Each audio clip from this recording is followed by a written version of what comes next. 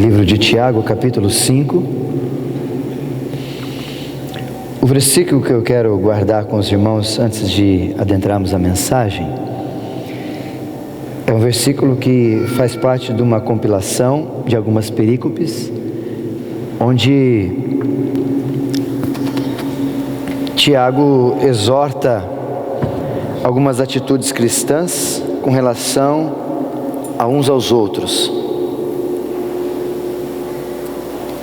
E uma das atitudes que ele coloca, Tiago capítulo 5, a partir do versículo 12, ele começa a dizer que a gente precisa cuidar uns dos outros.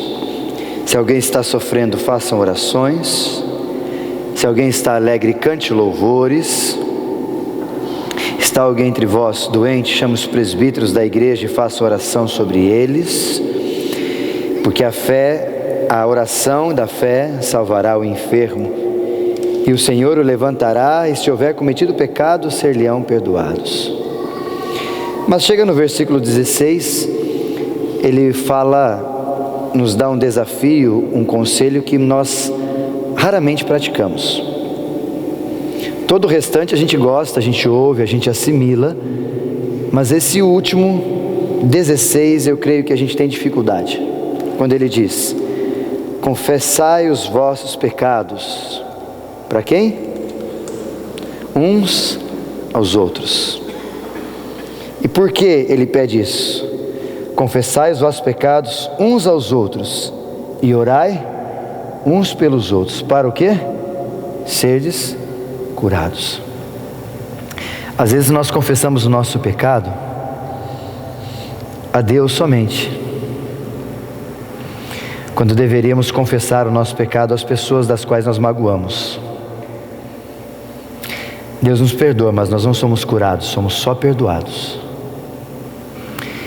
E o que falta muitas vezes na nossa comunidade, não aqui em especial, mas na comunidade desse tempo presente, é ter mais esse momento de confessar uns aos outros, dizer: querido, eu errei contigo, me ajuda.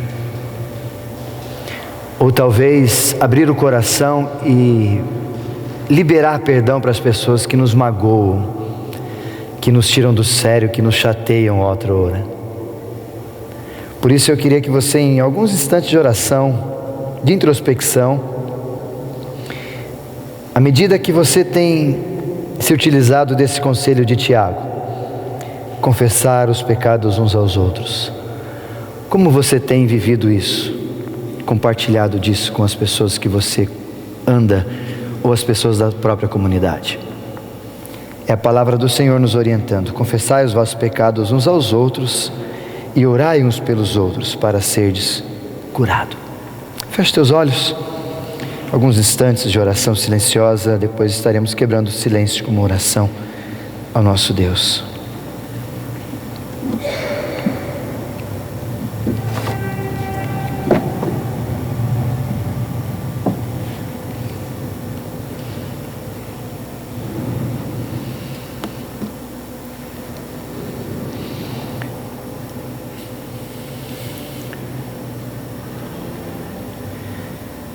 Pai amado, em nome de Jesus, nós queremos confessar a Ti a nossa pequenez, a nossa fragilidade, e nesse instante em especial a nossa dificuldade de obedecer algumas coisas que o Senhor tem nos ensinado, nos orientado, nos aconselhado. E uma delas, Senhor, é a dificuldade que temos de abrir o coração, confessar os nossos pecados uns aos outros para sermos curados. A dificuldade às vezes que nós temos de conversar com alguém que nos magoou, dentro da própria igreja ou da própria família, abrir o coração, dizer aquilo que nós estamos sentindo para que haja transformação e reconciliação. Quanto isso tem sido difícil e pouco praticado em nossas comunidades, Senhor. Por isso, Pai amado, a nossa oração nesse instante, em nome de Jesus, é que Teu Espírito Santo nos ajude para que isso possa ser de fato e de verdade uma realidade entre nós.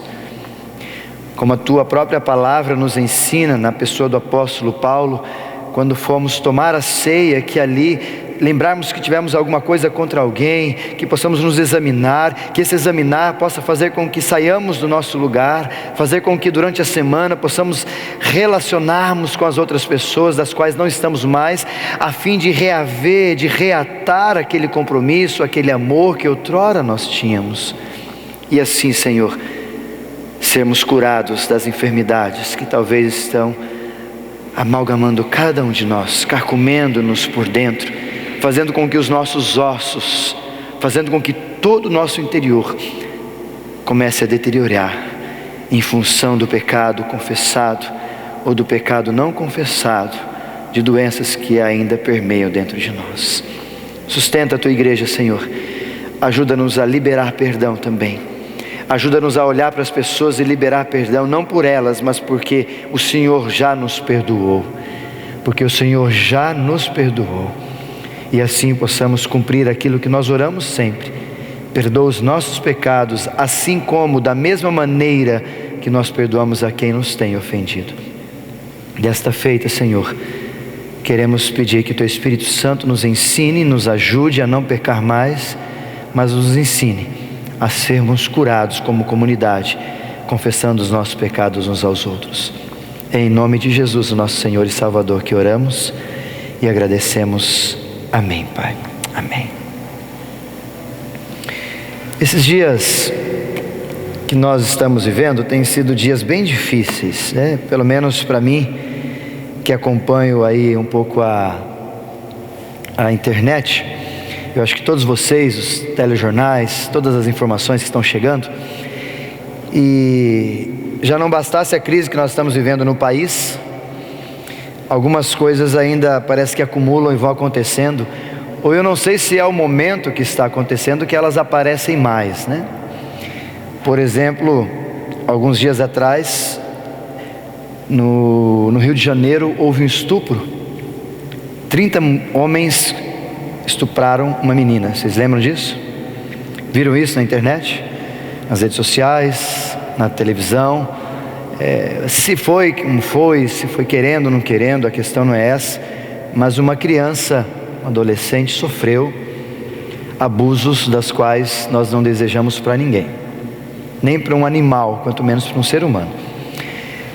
Esses dias também, mais exatamente na quarta-feira passada, dia 8, aconteceu um acidente na estrada entre Mogi e Bertioga, onde nós tivemos ali 17 mortos, alunos e mais um motorista, 18 mortos. Lembram disso?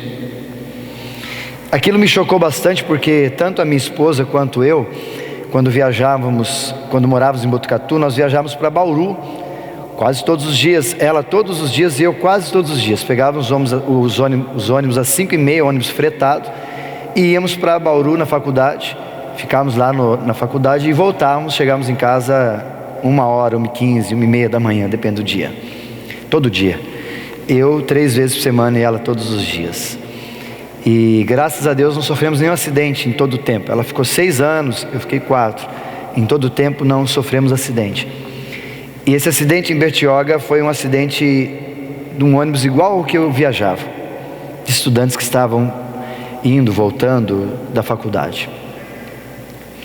A pergunta que talvez a gente precisa se fazer nessas horas é: e agora? E a família? E os filhos que ficaram? As esposas, esposos que ficaram? Essa madrugada também, na cidade de Orlando, aconteceu um tiroteio. Alguns chamam de atitude terrorista, onde pelo menos 50 mortos foram vitimados por causa de uma atitude de um rapaz, não sei a qual motivação, mas ele chegou atirando numa boate e ali matou essas pessoas e vários estão gravemente feridos ainda. Então a ideia talvez é que passe de 60 fácil. E a família deles? Talvez no nosso coração meio crítico a gente fale assim: Isaías, era uma boate gay, ninguém devia estar lá e tal. Fazemos vários tipos de justiça, né? Humana, desagradável. Mas são vidas que são frutos de famílias, pais que talvez estavam sofrendo, pais talvez inclusive evangélicos que estavam orando para os seus filhos e não sabiam onde eles estavam e sofreram a perda dos filhos, morreram. E eu me recordo nesse número de elementos ou de acontecimentos extremamente desastrosos e catastróficos. Eu estava em Botucatu em 2001, no dia 11 de setembro, e eu pude ver pela televisão a morte de quase ou meados de 3.000 pessoas nas Torres Gêmeas. Lembram disso? E todos esses acontecimentos precisam levar a gente a algumas perguntas, como por exemplo, como que essas pessoas das Torres Gêmeas, inclusive as agora de Orlando, vão sobreviver ou sobreviveram a essa situação? Os parentes, os amigos, os filhos, os pais. Como essas pessoas estão vivendo das Torres Gêmeas de 2001 até agora, 15 anos depois? Como essas pessoas que faleceram, perderam seus filhos ou seus amigos, seus irmãos na quarta-feira e velaram durante esses dias, como vai ser o amanhã, a segunda-feira, na faculdade desses meninos que perderam 17 amigos? E essa pergunta que a gente faz para nós mesmos é em virtude dos traumas causados pelas circunstâncias que serão ou não superados. Talvez você não passou ou não é tão perto dessa circunstância que eu coloquei aqui, mas talvez a própria crise que o país está enfrentando, que nós estamos enfrentando juntos quanto país, ela talvez já tenha pego alguns de nós como desemprego, ou talvez tenha pego alguns de nós com alguns projetos e sonhos, eles tiveram que ser avançados bem à frente. E toda essa situação parece que ela incomoda a gente, e alguns conseguem passar por elas, outros não conseguem passar por elas. Outros, quando chega esse momento, quando chega essa situação de crise, ou de catástrofe, ou de uma doença, de um problema, de um sofrimento, elas não conseguem lidar com aquilo. Antes da gente finalizar a mensagem, a pergunta que eu queria que você tentasse responder na caminhada é: você consegue lidar com isso de que forma? Ou como você lida com essas situações? Vou mais além, se você de repente pensasse em alguém que estivesse muito próximo de você, passando por uma situação, que conselho você daria para essas pessoas? A grande questão é que entre nós estamos enfrentando algumas situações bem difíceis. E eu quero que você abra a sua Bíblia no livro de Salmos, se você puder, por favor. Salmo de número 125. Ele é apenas um versículo que fica de base com a nossa leitura, e outros textos nós vamos caminhando. Não sei vocês, mas eu estou com bastante frio. Vocês estão com frio? Salmo 125. O texto diz assim: os que confiam no Senhor são como o monte de Sião, que não se abalam, mas permanecem firmes para sempre. Vou repetir, o texto diz: os que confiam no Senhor são como o monte de Sião, que não se abalam, mas permanecem firmes para sempre. É verdade isso para você? Quando os problemas vêm, você se abala? Quando as dificuldades aparecem, você se desestrutura? Ou o texto está dizendo para nós não nos abalamos, mas permanecemos firmes e para sempre ainda no Senhor. A grande dificuldade que eu vejo, coloca na segunda tela para mim, por favor, deixa a primeira guardada aí, coloca na segunda, meu querido, por favor.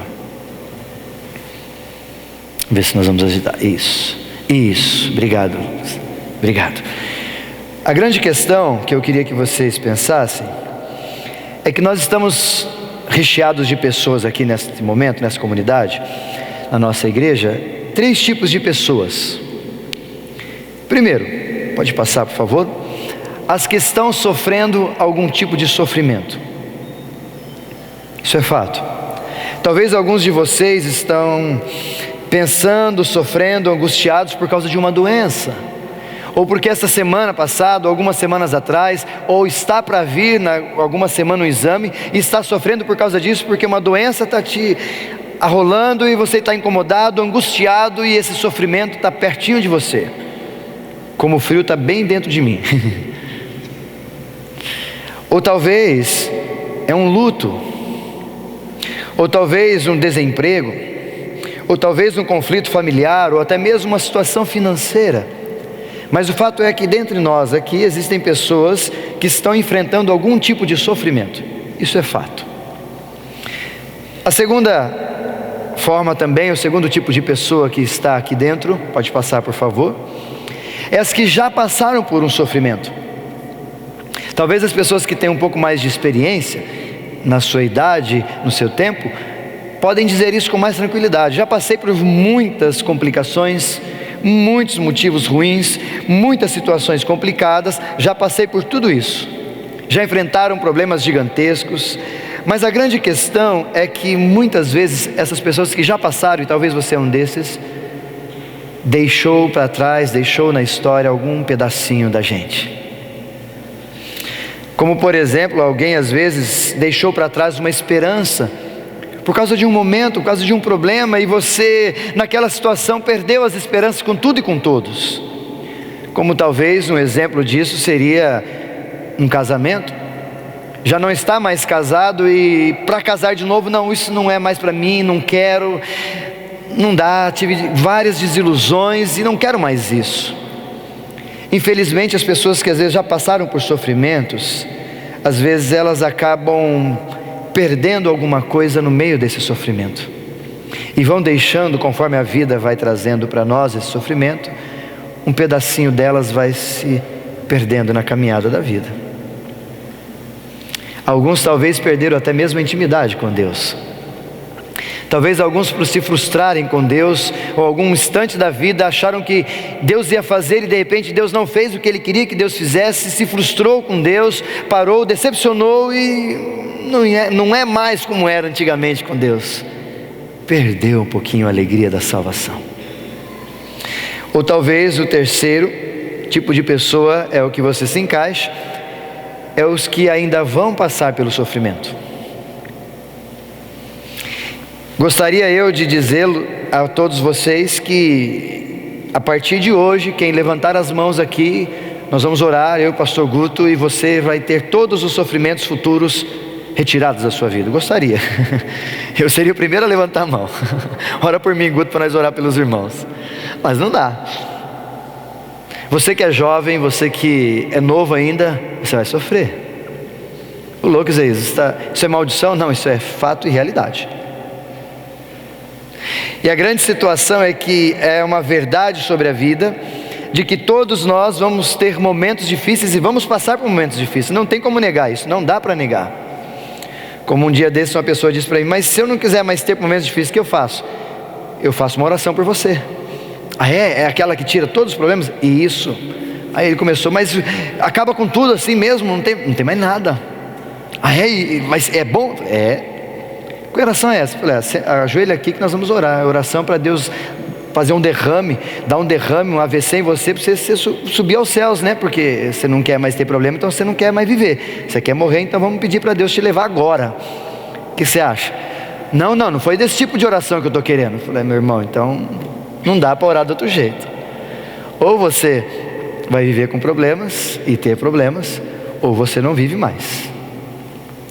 E algumas considerações que eu queria que os irmãos pensassem a respeito disso, é porque Jesus mesmo, lá no Evangelho de João, capítulo 16, versículo 33, ele diz: eu lhe disse essas coisas para que em mim vocês tenham paz, neste mundo vocês vão ter aflições, mas tende bom ânimo, eu venci o mundo. Jesus está avisando a gente: vocês vão ter problemas. E a gente fica às vezes caindo em algumas ciladas gospel, vamos chamar assim, dizendo que se você aceitar Jesus, seus problemas acabaram. Não, Jesus não é tabajara, meu irmão. Os problemas acabaram é com o tabajara, não tem nada a ver com o Evangelho de Cristo. O próprio Jesus nos alerta dizendo que vocês vão ter aflições. Ele também, em Mateus capítulo 6, 34, quando ele faz alusão a buscar em primeiro lugar o reino de Deus e a sua justiça, no 34 ele diz: vivam cada dia o seu dia, porque basta cada dia o seu mal. Ou seja, num dia simples como hoje, vão ter problemas.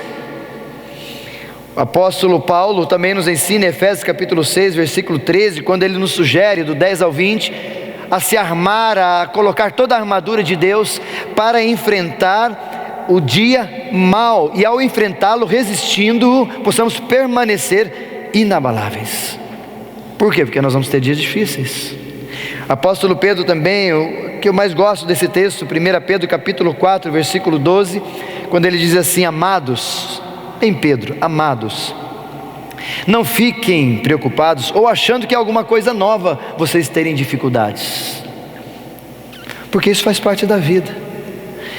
E essa consideração primária que eu gostaria de deixar, ela se completa com a segunda, dizendo na questão: se eu sei que eu vou ter problemas, a questão é como enfrentar esses problemas. Aí está o X da questão. Já que eu sei que eu vou ter, já que eu sei que eu vou ter que passar, já que eu sei que os problemas serão gigantescos, a questão é como eu posso passar por eles. A sugestão que eu gostaria de desafiá-los, e aí você pode voltar no tema lá, meu querido, por favor, é aprendendo a resiliência cristã. Aprendendo a ser resiliente. Talvez você não tenha conhecimento do que é resiliência, mas se você pegar ali o nosso informativo semanal, no editorial está ali um pouco sobre a resiliência cristã de uma parábola de Jesus que nós colocamos. E nessa noite eu gostaria de conversar rapidamente sobre essa resiliência, que é um termo da física. E por ser um termo da física, essa palavra, ela tem a ideia de uma propriedade um pouco mais elástica. Ou seja, eu até trouxe aqui um exemplo para você não se esquecer. Essa bolinha é uma bolinha resiliente. Por quê? Porque a resiliência está na atitude de toda a pressão sobre um objeto, no caso da física, né? E esse objeto recebendo todas as pressões possíveis, no caso a gente aperta bastante ela, e quando a pressão não está mais sobre ela, ela volta à sua originalidade. Eu posso apertá-la, eu posso jogá-la, como as crianças fazem, posso fazer o que quiser com ela, mas a hora que eu deixo ela sozinha e volto, ela está do mesmo jeitinho que ela foi feita. Então essa bolinha é resiliente. O material que foi usado nela pela física é resiliente. E não só a física acabou pegando isso, como a tecnologia. O meu celular aqui, que vocês conhecem, alguns de vocês, ele é torto. É um dos primeiros celulares que saiu torto aí, não é? Alguns brincam comigo: você deixou no sol? É, mais ou menos. Mas esse aqui é o primeiro celular resiliente da história. Só para quem gosta de marca, ele é um LG Flex 2. Por que Flex? Até tem um vídeo na internet que um carro coloca ele assim, passa por cima dele, por ele ser torto, você consegue apertar ele e ele volta, porque ele é resiliente. Até celular usa isso agora. Um dos elementos da nossa cultura comum que está ali é a bucha.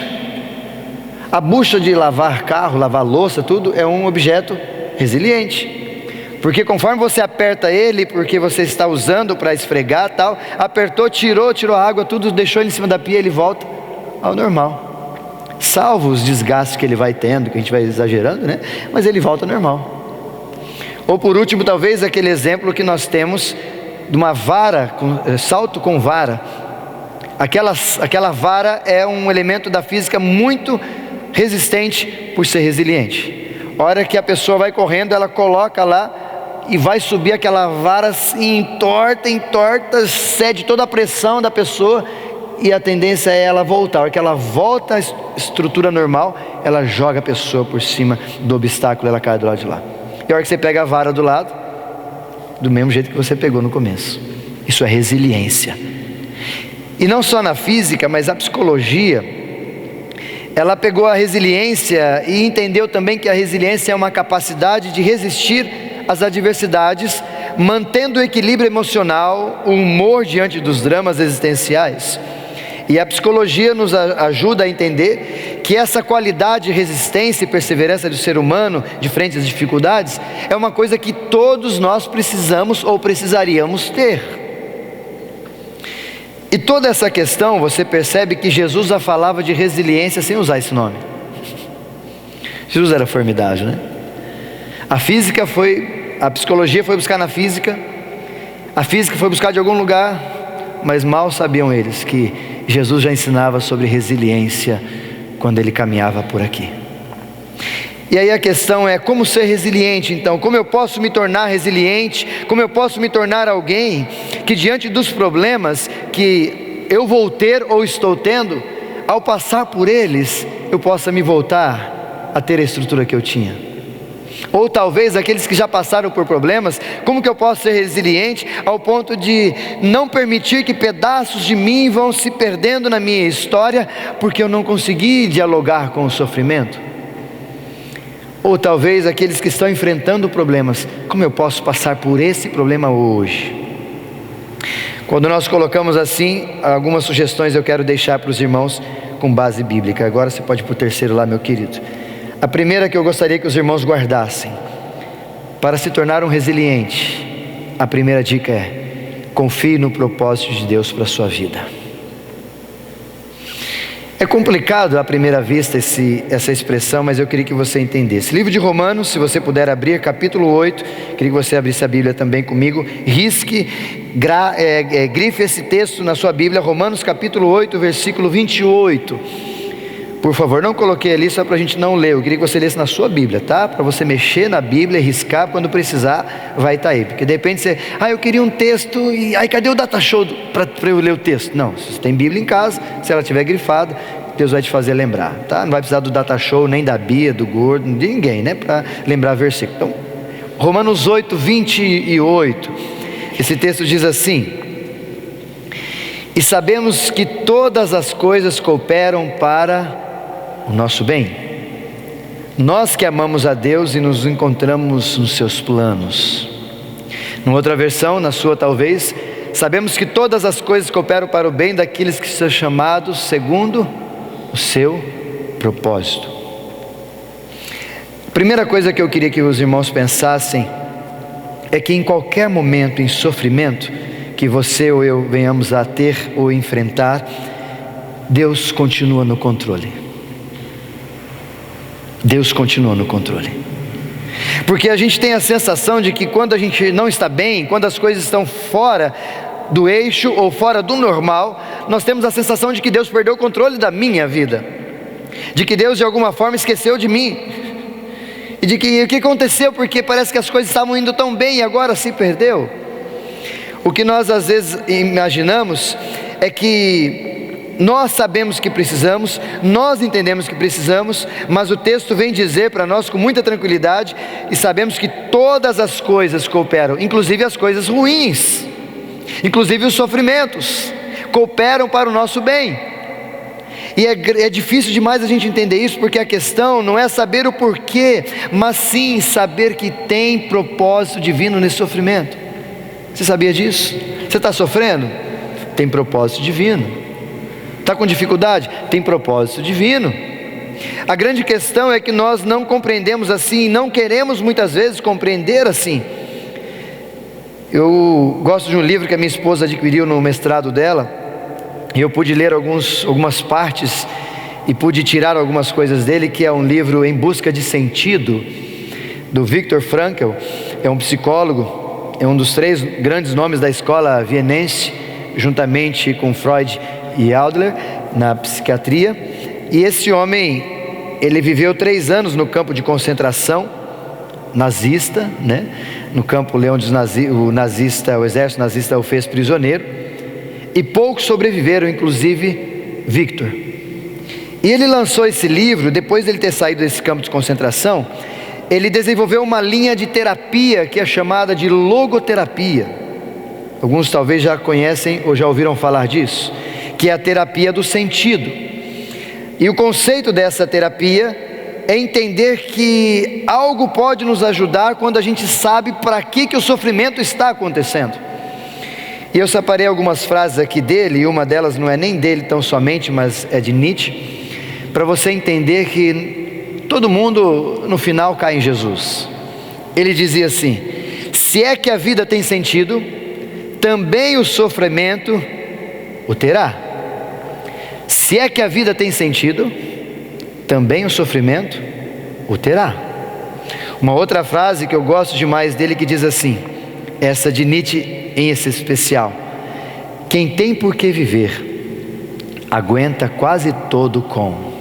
É isso, né, minha esposa? Quem tem por que viver, aguenta quase todo com. Sabe onde isso aplica? E ele, olhando os campos de concentrações, aplica-se muito naquelas pessoas que, quando você pergunta por que você ainda está lutando, conseguindo viver por causa disso ou em virtude de tudo isso, às vezes a pessoa responde para nós: não, mas eu tenho uma família que eu tenho que suprir as necessidades deles. Ou às vezes eles respondem: eu tenho um filho, e o filho depende de mim, então a razão, o motivo pelo qual eu estou aqui lutando e aguento tudo, é o meu filho, é a minha filha, é a minha família. Ou talvez a gente coloque para frente: ah, mas eu não posso deixar de vencer, eu não posso fazer nada disso, porque eu tenho que ter condições, ou porque eu tenho que mostrar para alguém, ou alguma coisa assim que faz você ter esse motivo. Nós cristãos temos algo diferente. Nós cristãos temos por que viver e aguentamos quase todo com, porque nós sabemos que Deus está no controle de todas as coisas, e isso basta. Deus está no controle. E talvez então eu e você, quando enfrentarmos qualquer situação, nós podemos dizer para nós mesmos, ou ouvir o Espírito Santo dizer para nós: viu, você está preocupado? Você está angustiado desse jeito? Eu não estou no controle? Se eu estou no controle, não vale a pena viver? Não vale a pena lutar? Se é Deus que está comandando tudo e é o nosso Pai, não vale a pena ficar tranquilo? O grande problema é que a gente acha que Deus perdeu a mão. O grande problema é que a gente não olha para Romanos 8, 28 e não entende que todas as coisas cooperam. A gente não consegue olhar para uma situação terrível e talvez dizer: como isso coopera para o meu bem? Por mais que Deus mande um anjo, fale para você, escreva nos céus, ó, isso é para que você lá na frente entenda, nós não vamos crer. Então nós não podemos ficar vítimas da testificação das circunstâncias para crer. A gente precisa entender, confiar que Deus tem um propósito em tudo na nossa vida, inclusive pelo sofrimento. É difícil? Claro que é.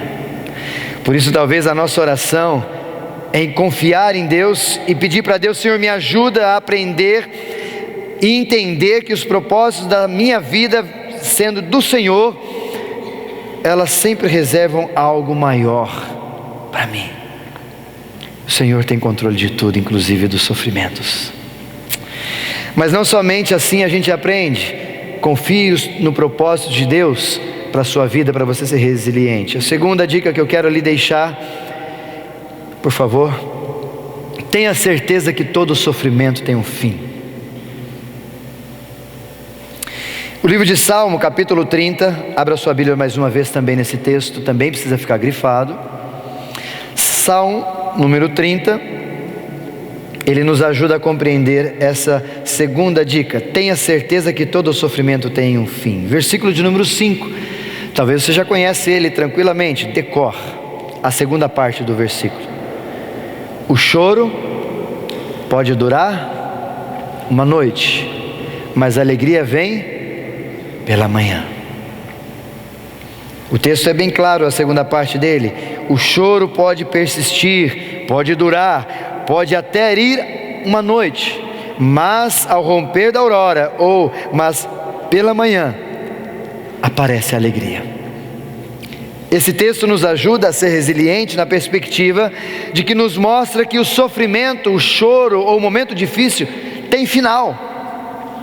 Porque nós, quando entramos nessa situação, nós temos a sensação de que nunca vai acabar, não é verdade? Temos a sensação de que parece que eu estou aqui, falaram que é um dia, mas já faz uma semana, falaram que é uma semana, mas já faz um mês, falaram que é um mês, mas já faz um ano, e não passa esse sofrimento na minha vida. Para as pessoas resilientes, elas têm a compreensão de que todo sofrimento tem um fim. Elas não são eternas. E é interessante a gente pensar dessa forma, porque isso faz toda a diferença na situação. Faz toda a diferença no momento que nós estamos vivendo, saber que o fim daquela situação vai acontecer, e que além do fim acontecer, logo vai vir alegria. Isso faz toda a diferença para eu enfrentar aquela situação. Faz diferença porque às vezes a gente, no meio da caminhada, por ela estar longa, a gente perde as esperanças, né? Não somente perde as esperanças, mas às vezes falamos mais do que deveríamos falar. Às vezes nós murmuramos, às vezes nós confundimos algumas coisas, às vezes nós não gostaríamos de ter dito aquilo hoje, mas naquela época eu não consegui entender isso, por isso que eu disse, eu magoei, eu chateei. Por quê? Porque eu não percebia que o sofrimento tem tempo, tem limite, tem final. Então, além da gente confiar em Deus e saber que Ele tem controle de todas as coisas, a segunda dica que você precisa guardar para ser resiliente: tenha certeza que todo sofrimento tem um fim. Às vezes, mas o meu está demorando. É porque Deus está trabalhando em você também, porque tem propósito, mas tem fim. A terceira dica que eu quero lhes deixar nesta noite: para sermos resilientes, a gente precisa assumir uma postura positiva diante da situação. E aqui eu queria deixar um pouco claro que atitude positiva não tem nada a ver com otimismo ou pessimismo, porque eu particularmente, junto com alguns outros pensadores, não acho que o cristão precisa ser otimista nem pessimista. Acho que isso não passa pelo nosso viés de crença. Já vou fazê-lo compreender. Nesse texto você não precisa abrir, faz parte da história de Daniel. No livro de Daniel, capítulo 3, a partir do versículo 16, 17, 18, etc., onde nós temos ali Sadraque, Mesaque e Abdenego, lembram disso? Onde Nabucodonosor fez uma estátua gigantesca e disse que todos deveriam se prostrar diante dela, e tocou as trombetas, uma música, etc. e tal, e aqueles 3 jovens não se prostraram. E aí então Nabucodonosor mandou chamá-los e disse assim: queridos, se vocês não se prostrarem, não com essa educação que eu estou dizendo, né? Se vocês não se prostrarem, eu vou jogar vocês onde? Na fornalha. Não confundam os leões com o Daniel, tá? Daniel, leão, Sadraque, Mesaque e Abdenego, fornalha. Porque uma vez eu preguei e falei que Nabucodonosor ia jogá-los aos leões. Sadraque, Mesaque e Abdenego, né? Aí no meio do sermão, assim, que eu falei aos leões, mas os leões estavam quentes porque era do lado da fornalha que eles foram lançados. Tentei, né? Mas não deu para reparar a situação, né? Vocês entendem. Mas aí Sadraque, Mesaque e Abdenego responderam no versículo 16, 17 e 18, que eu acho um dos textos mais lindos. Eu vou ler para você. Quando Nabucodonosor disse, eles responderam: ó rei Nabucodonosor, nós não precisamos te responder ou defender-se diante de ti. Se nós somos atirados em chamas à fornalha, o nosso Deus, a quem prestamos culto, pode nos livrar. Porém, se Ele não quiser, Ele não vai nos livrar. Mas se Ele livrar ou não livrar, nós não nos prostraremos diante do Senhor. Esse texto é sensacional porque ele deixa claro a postura positiva que esses homens têm. Eles não dizem de repente para Nabucodonosor: ó, o nosso Deus é bom, Ele vai nos livrar, ainda vai te matar. Se você fosse esperto, eu acho que você deixava nós ir embora. Não falaram isso.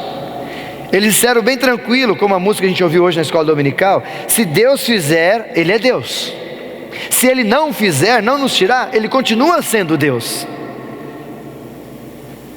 E mesmo assim, nós não vamos nos prostrar diante de ti, porque Deus, fazendo ou não fazendo, é Ele que nós servimos. Isso é atitude positiva. E atitude positiva nessa situação, porque cristão não é otimista, porque se não acontecer como o otimismo dele achava que ia acontecer, Deus continua sendo Deus e Ele não tem problema com isso. E o cristão também não é pessimista, porque se der tudo errado, não tem problema, Deus está no controle das coisas, Deus sabe de todas as coisas, Deus tem propósito. Por isso que cristão não é otimista nem pessimista, mas cristão é naturalmente dependente de Deus. Só isso, como Sadraque, Mesaque e Abdenego. E as duas atitudes positivas que eu gostaria que você tivesse. Primeira, não reclame do que está acontecendo. Como a gente murmura das coisas, né? Gente do céu, como é terrível. Tudo vai ser mais difícil se você se tornar murmurador. Eu vi no Face esses dias uma frase dizendo assim, um painel assim com várias frases, e ela estava dizendo assim: imagina se todas as coisas que você murmurasse sumissem da sua vida. Ai que frio, pum, calor. Ai calor, pum. Ai que raiva desse trânsito, pum. Ai que raiva desse carro, pum. E vai tudo indo embora. E a gente tem a sensação de que a gente vai murmurando, e parece que as coisas melhoram quando a gente murmura. Não melhora, meu irmão. Vou usar os exemplos que um pastor amigo meu usou, eu quero copiar dele esse exemplo, quando ele dizia assim: imagina você ter 5 mil reais, Ricardo, na sua conta do banco, negativas. Aí você, ai que droga, 4 mil reais. Ai esse banco do inferno, 3 mil reais. Ai que ódio, nossa gente, eu estou com desespero, esse dólar, que desgraça de política, 2 mil reais negativos. Ou de repente você continua olhando ali, ai desgraçado do gerente, 1.000 reais.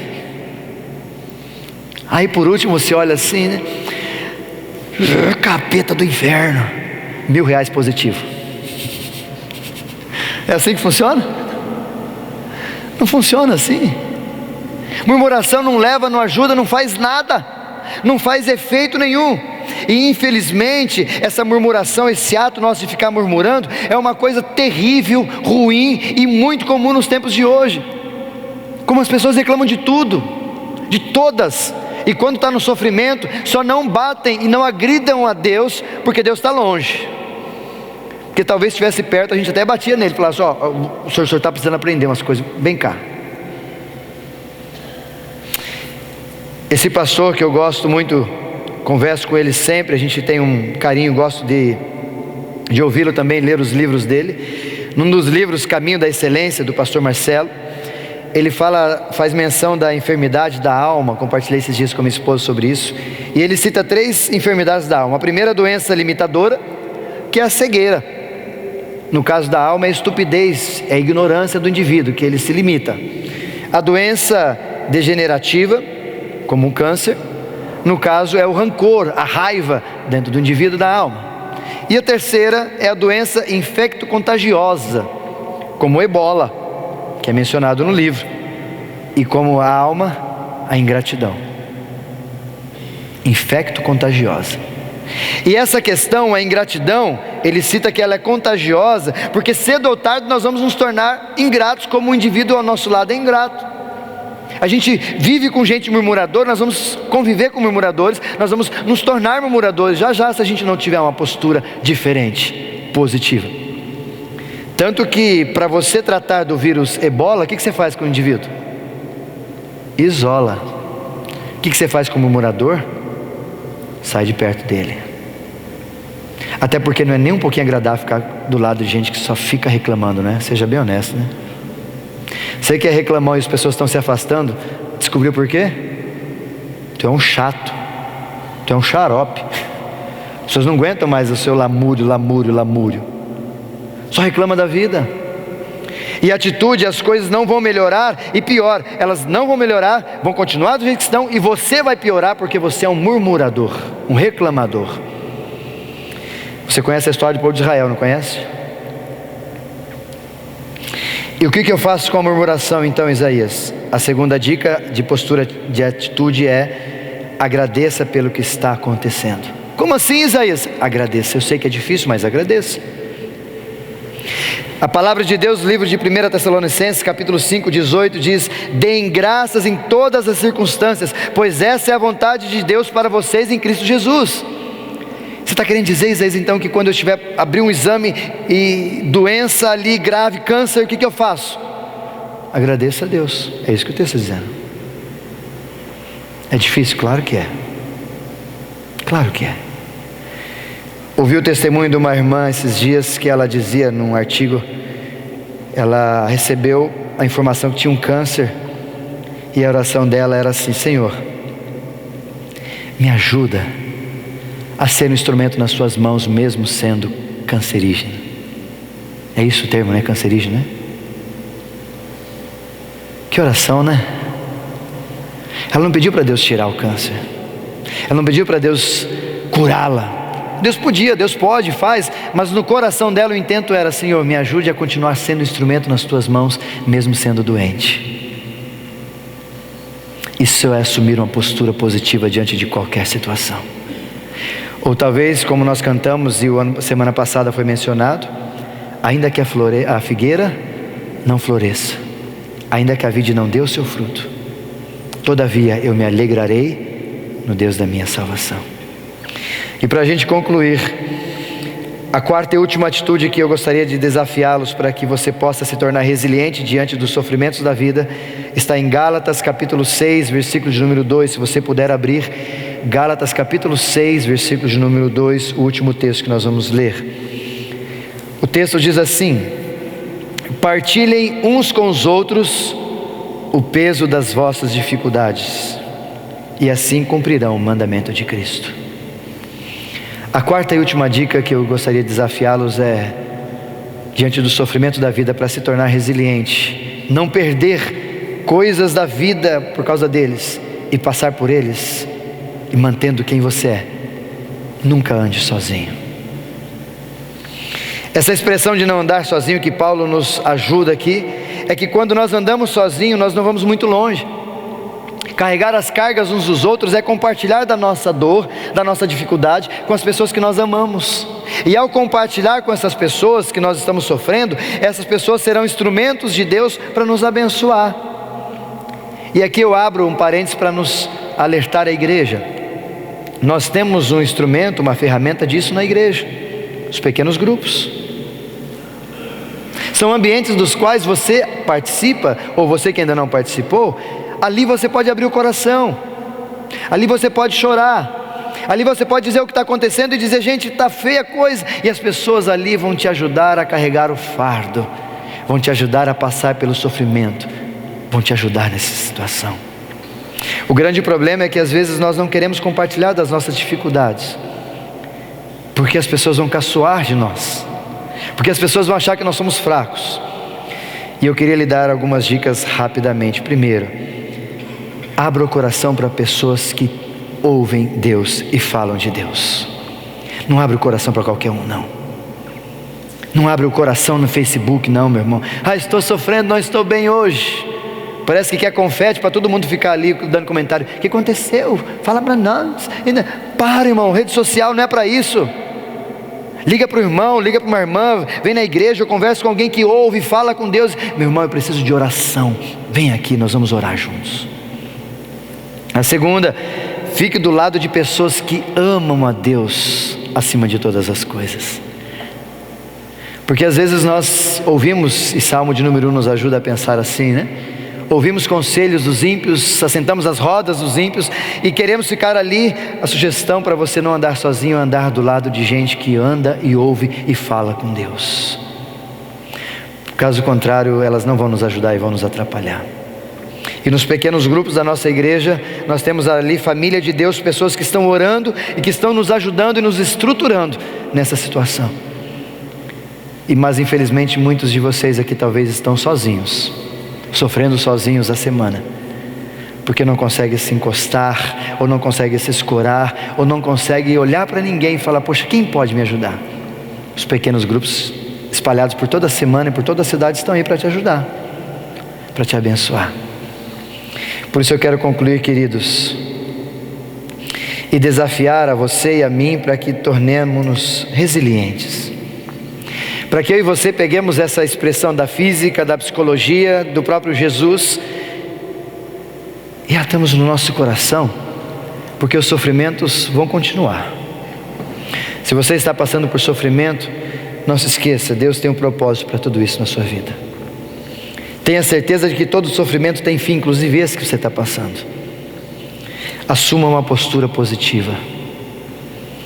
e não ande sozinho. Se você vai enfrentar, e eu creio que você vai enfrentar sofrimento daqui uns dias, daqui uns meses, eu não sei quando, lembre-se que Deus tem propósito nisso. Tenha certeza de que todo sofrimento, aquilo que você vai enfrentar, vai ter um fim, como vai ter um início, mas vai ter um fim. Assuma uma postura positiva, mude o jeito de tratar com ela e reagir com ela. E não ande sozinho, pegue companhia agora para quando você tiver momentos difíceis, passando pelo vale da sombra da morte, não temerás mal algum, porque o Senhor Deus está com você.